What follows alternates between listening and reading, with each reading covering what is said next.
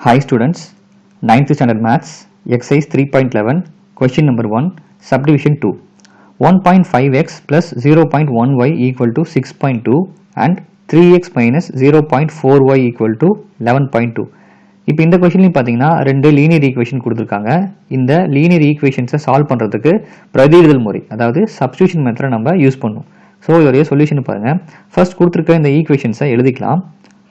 1.5x plus 0.1y equal to 6.2 and 3x minus 0.4y equal to 11.2. இப்போ இந்த ரெண்டு linear ஈக்குவேஷனையும் நல்லா அப்சர்வ் பண்ணீங்க அப்படின்னா ஈக்குவேஷன்ஸில் இருக்கக்கூடிய ஒவ்வொரு கோஎஃபிஷியன்ஸும் டெசிமல் நம்பராக இருக்குது. இந்த செகண்ட் ஈக்குவேஷனில் ஒரே ஒரு கோஎஃபிஷியன்ட் மட்டும்தான் ஹோல் நம்பராக இருக்குது, அதாவது 3 அப்படின்னு இருக்கு. ரிமைனிங் எல்லாமே பார்த்தீங்கன்னா நமக்கு டெசிமல் நம்பர்ஸாக இருக்குது. கோஎஃபிஷியன்ஸ் டெசிமல் நம்பராக இருந்தது அப்படின்னா நம்ம ஒர்க் அவுட் பண்ணும்போது நமக்கு நிறைய கன்ஃபியூஸ் ஆகும். அதனால் இந்த டெசிமல் நம்பர்ஸ் எல்லாத்தையும் ஹோல் நம்பராக கன்வெர்ட் பண்ணிடலாம். இந்த எல்லா டெசிமல் நம்பரையும் நல்லா அப்சர்வ் பண்ணீங்க அப்படின்னா பாயிண்ட்டுக்கு அப்புறம் ஒரே ஒரு டிஜிட் மட்டும்தான் இருக்குது.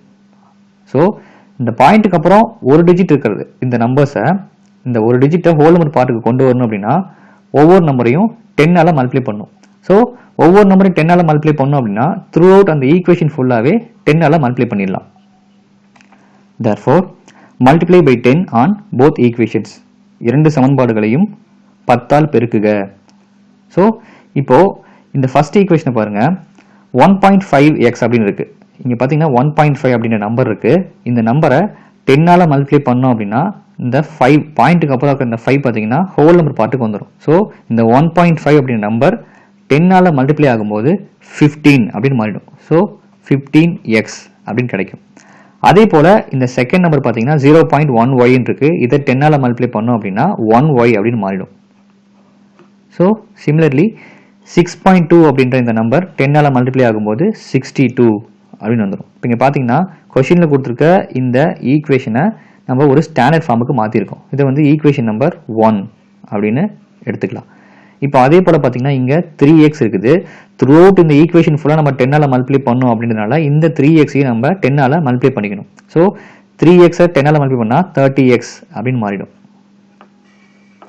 மைனஸ் 0.4y அப்படின்ற நம்பர் 10ஆல் மல்டிப்ளை பண்ணும்போது 4y அப்படின்னு கன்வெர்ட் ஆகிடும்.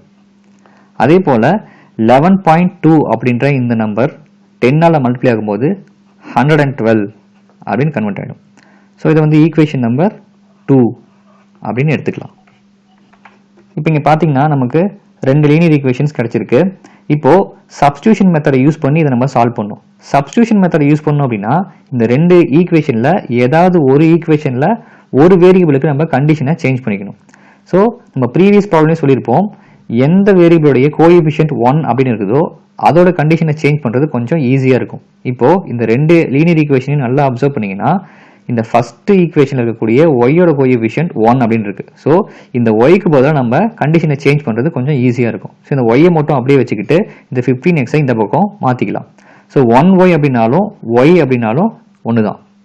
ஸோ இந்த ஒய்யை அப்படியே வச்சுக்கிட்டு இந்த 15x இந்த பக்கம் வரும்போது மைனஸ் 15xாக மாறிடும். So 62 minus 15x. இப்போ பார்த்தீங்கன்னா நமக்கு ஒய்க்கு ஒரு கண்டிஷன் கிடைச்சிருக்கு. இப்போது இந்த ஒய்க்குரிய கண்டிஷனை ஃபர்ஸ்ட் ஈக்குவேஷன்லேருந்து நம்ம சூஸ் பண்ணியிருக்கோம். அப்போது கண்டுபிடிச்ச இந்த கண்டிஷனை செகண்ட் ஈக்குவேஷனில் அப்ளை பண்ணிக்கணும். ஸோ செகண்ட் ஈக்குவேஷன் எப்படி சேஞ்ச் ஆகுதுன்னு பாருங்கள். ஸோ ஈக்குவேஷன் நம்பர் 2வை எடுத்துக்கலாம். 30x மைனஸ் 4y, ஒய்க்கு பதிலாக இந்த கண்டிஷனை அப்ளை பண்ணும். So 62 minus 15x equal to 112.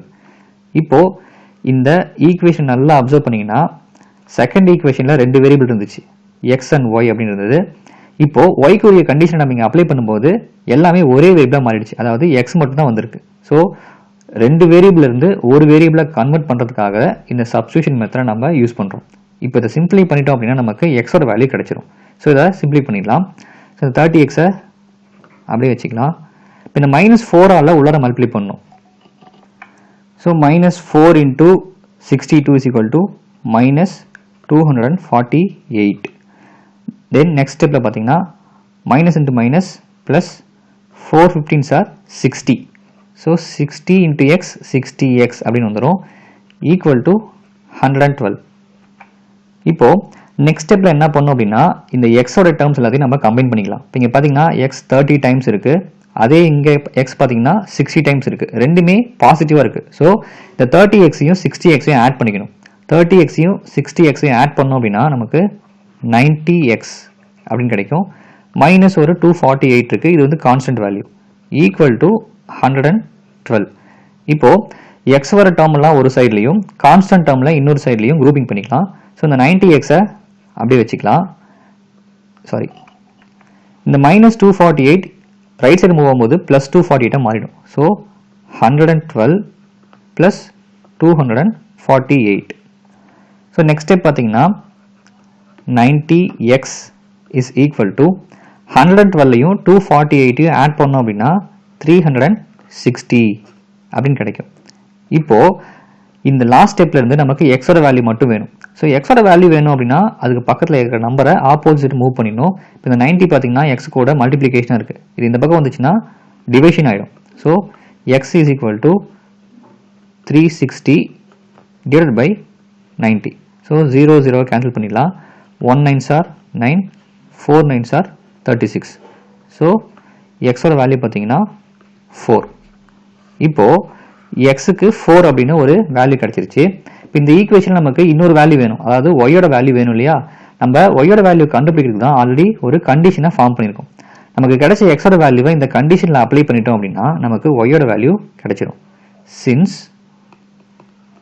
Y is equal to 62 minus 15x. இப்போ இந்த கண்டிஷனில் எக்ஸுக்கு பதிலாக இங்கே கண்டுபிடிச்ச வேல்யூவை அப்ளை பண்ணோம். So 62 minus 15 into 4. So y is equal to 62 minus 15 4s are 60. So y is equal to 62 minus 60 is equal to plus 2 அப்படின்னு கிடைக்கும். இப்போ y ஓட வேல்யூ பார்த்தீங்கன்னா நமக்கு 2 கிடைச்சிருக்கு. Therefore the solutions are x is equal to 4 and y is equal to 2. That's all.